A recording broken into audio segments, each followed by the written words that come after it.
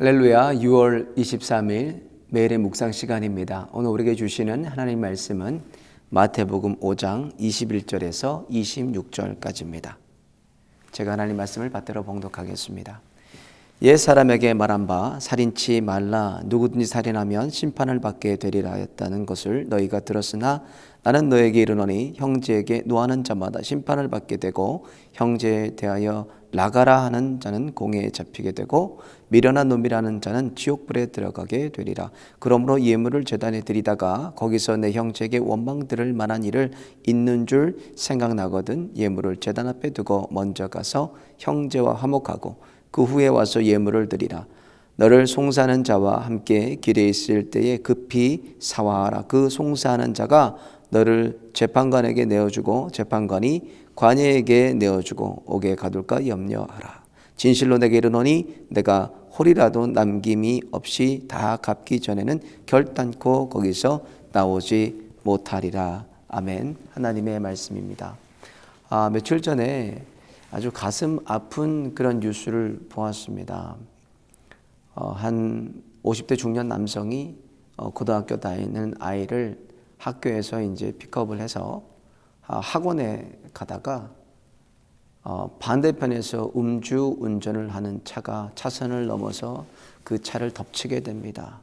그래서 아버지는 차에 치여서 많은 출혈을 하고 그리고 정신을 잃게 됐는데 지금도 아직도 깨어나지 못하고 있다는, 수개월째 깨어나지 못하고 있다는 안타까운 그런 뉴스였습니다. 그것으로 인해서 딸이 너무나 괴로워하는 거예요. 내가 학원에 그냥 갔다라면, 내가 내 발로 내가 그냥 버스 타고 갔더라면, 굳이 아버지를 그렇게 오라고 했다고 하는 것이 너무나 후회스럽다고 그러는 거예요.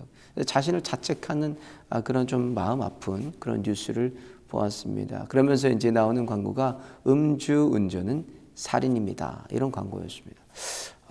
오늘 본문도 마찬가지로 이 살인에 대한 얘기입니다. 오늘 본문 21절에 보면 살인에 대한 얘기를 하시면서 결국 형제 관계에서 분내고 화를 내고 이런 것을 예수님께서 말씀하시는데, 음주 운전뿐만 아니라 폭력적인 시위, 자살 폭탄, 전쟁, 학살, 이런 것도 다 살인에 해당하는 것입니다.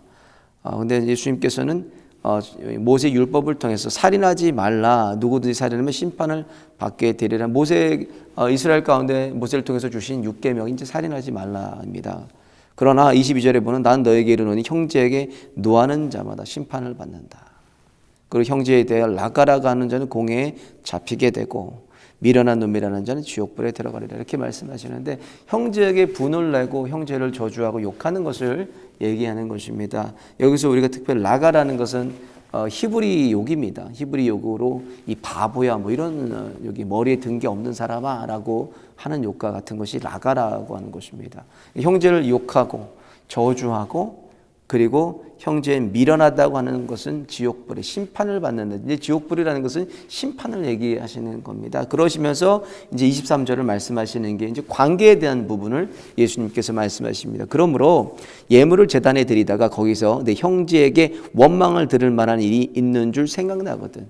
이 제물을 드렸다는 것은 헌금일일 수도 있지만 오늘날은 우리가 예배라고 생각합니다. 이건 하나님께 예배를 드리는데, 하나님께 예물을 드리는데 마음에 꺼리끼는 것이 있어요. 형제에 대해서 내가 형제를 욕하고 원망하고 미워하고 시기하고 질투하고 저주하고 이런 마음으로 꺼리낌이 있다면은 24절에 보면 예물을 제단 앞에 두고 먼저 가서 형제와 화목하고 그 후에 와서 예물을 드리라는 겁니다. 이게 무슨 말씀이냐? 하나님이 그 예배, 분노하고 화가 나고 시기하고 질투하고 악한 마음에 드리는 그 예배는 받지 않으시겠다는 거예요.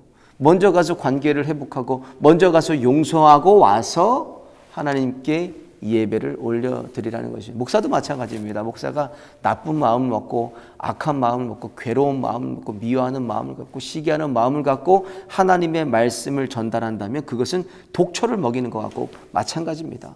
그래서 목사도 항상, 그래서 제가 늘 말씀드리는 게 좋은 마음을 가져야 돼요. 좋은 마음. 사랑하고 용서하고 축복하고 희생하는 예수님의 마음, 그 좋은 마음을 가지라는 거예요. 그래서 좋은 마음을 가지면 좋은 생각이 나오게 됩니다. 좋은 생각이 나오면 좋은 말을 하고 좋은 말을 하게 되면 나중에 그렇게 행동하게 되는 것이에요. 그래서 늘 좋은 마음 가져야 돼요. 그 나쁜 마음 가지고 하나님께 예배드리면 그 예배도 하나님 받지 않으시겠다는 것입니다. 그래서 여기서 노하는 것은 또 이유 없이 화가 내는 거거든요.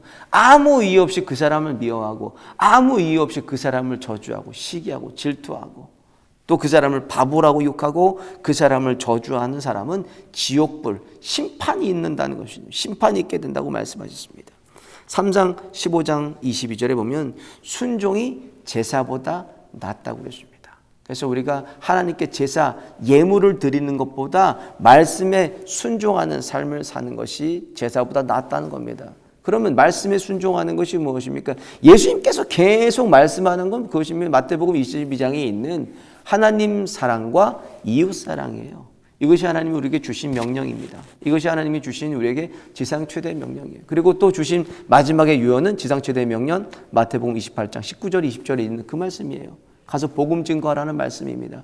무엇보다 그래서 우리가 하나님께서 주시는 계명, 가장 큰 계명이 뭐냐? 하나님을 사랑하고 이웃을 사랑하는 것입니다. 이것은 말씀을 실천함을 통하여서 우리 마음이 꺼리끼면 안 돼요. 마음이 불편하면 안 돼요. 형제를 생각할 때, 자매를 생각할 때 내 마음이 불편하면 안 된다는 겁니다. 그것의 문제를 하나님과 그 자매의 관계를 회복하고 그 형제와 자매에 대한 관계를 용서하고 그리고 돌아와서 하나님께 예배를 올려드리라는 것입니다. 하나님은 우리가 화목하기를 원하십니다. 로마서 12장 18절에 보면 할 수 있거든 모든 사람으로 더불어 화평하라, 평화하라고 말씀하십니다.